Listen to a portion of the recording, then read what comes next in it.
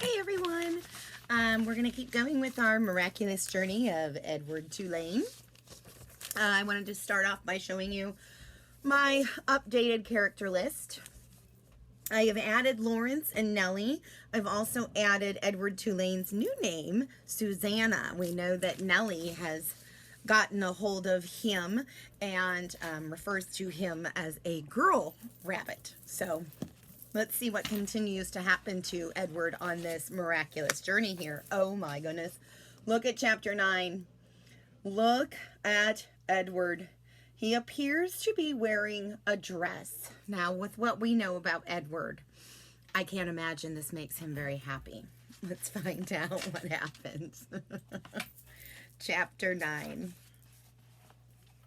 And so, Edward Tulane became Susanna. Nellie sewed several outfits for him. A pink dress with ruffles for special occasions. A simple shift fashioned out of a floral-covered cloth for everyday use. And a long white gown made of cotton for Edward to sleep in. In addition, she remade his ears, stripping them of the few pieces of fur that remained, and designed him a new pair. "Oh," she told him when she was done, "you look lovely." He was horrified at first. He was, after all, a boy rabbit. He did not want to be dressed as a girl. And the outfits, even the special occasion dress, were so simple, so plain. They lacked the elegance and artistry of his real clothes. But then Edward remembered lying on the ocean floor, the muck in his face, the stars so far away, and he said to himself, "What difference does it make, really? Wearing a dress won't hurt me." Besides, life in the little green house with the fisherman and his wife was sweet. Nellie loved to bake, and so she spent her day in the kitchen. She put Edward on the counter and leaned him up against the flour canister and arranged his dress around his knees. She bent his ears so that he could hear well.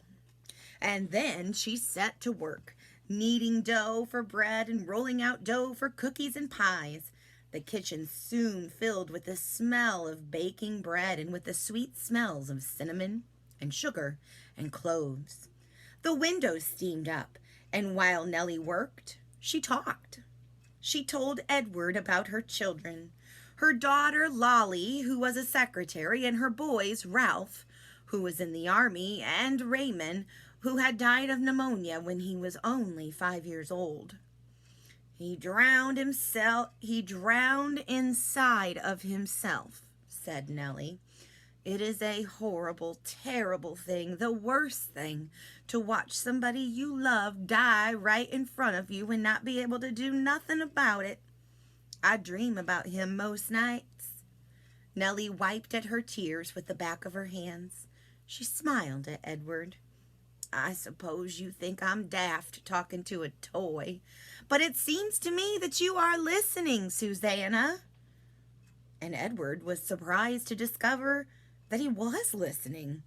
Before, when Abilene talked to him, everything had seemed so boring, so pointless. But now the stories Nellie told struck him as the most important thing in the world, and he listened as if his life depended on what she said. It made him wonder if some of the muck from the ocean floor had gotten inside his china head and damaged him somehow.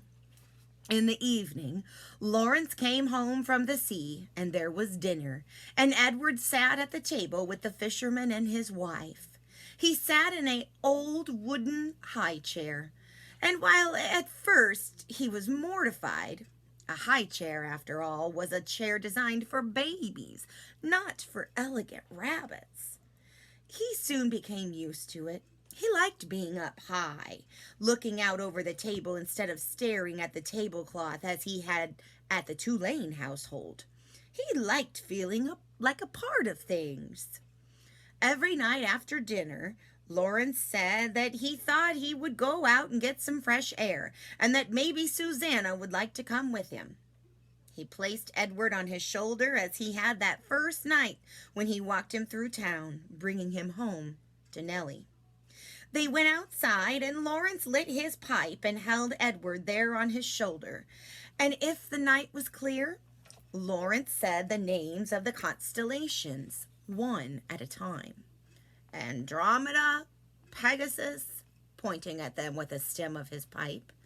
Edward loved looking up at the stars, and he loved the sounds of the names of the constellations. They were sweet in his ears. Sometimes, though, staring up at the night sky, Edward remembered Pellegrina, saw again her dark and glowing eyes, and a chill would go through him. Warthogs, he would think, witches.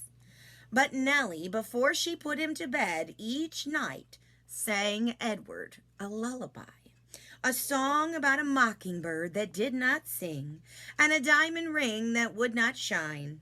And the sound of Nellie's voice soothed the rabbit, and he forgot about Pellegrina. Life for a very long time was sweet. And then Lawrence and Nellie's daughter came for a visit. That was chapter 9. I can't help but think, after reading chapter 9, that Edward has been on a journey quite a bit so far already, and I feel like he is changing as a character. More than just, he's now Susanna, he's now a girl rabbit. I feel like he's changing as a character. Some of the things that are important to him are changing. The way that he's viewing things are changing. Today's assignment is going to have to do with that. It's going to be about, how do you think Edward has changed since the beginning of the book?